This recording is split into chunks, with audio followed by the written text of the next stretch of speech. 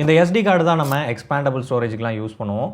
So நானும் அதே மாதிரி ஒன்று தான் என்னோடய ஃபோனில் போட்டு ஸ்டோரேஜுக்காக யூஸ் பண்ணிகிட்டு இருந்தேன். முக்கியமான ஃபோட்டோஸு வீடியோஸ்லாம் இதில் இருந்துச்சு.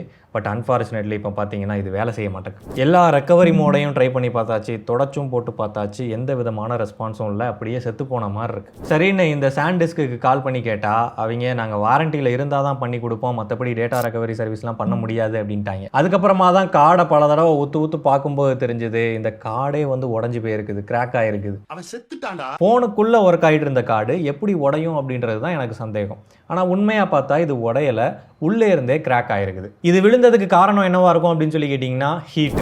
நம்ம ஃபோன் அடிக்கடி சார்ஜ் பண்ணுவோம் அப்படின்றதுனால அதில் உருவாகக்கூடிய பயங்கரமான ஹீட்டுனால இந்த கார்டு வந்து அதோட ஸ்டெபிலிட்டியை இழந்திருக்கலாம். அதனால் அந்த மாதிரி கிராக் ஆகி ஓப்பன் ஆகி உள்ளே இருக்கக்கூடிய மொத்த டேட்டாவும் போயிடுச்சு. ஸோ நம்ம ஃபைல்ஸ் மிஸ் ஆகிடக்கூடாது அப்படின்றதுக்காக தான் அந்த மாதிரி கார்டில் போட்டு ஸ்டோர் பண்ணி வைக்கிறோம். பட் அதுவும் வந்து இந்த மாதிரி காலை வாரிடுச்சுன்னா எங்கே போகிறதுன்னு தெரியல. செத்து போகணும்.